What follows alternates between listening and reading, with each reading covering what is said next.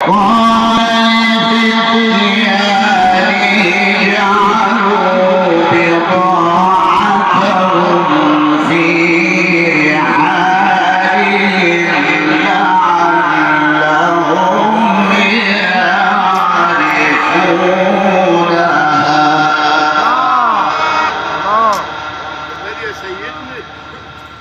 نعم يا عم الحاج.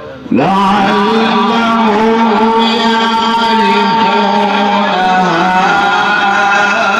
إذا انقلبوا إلى أهلهم لعلهم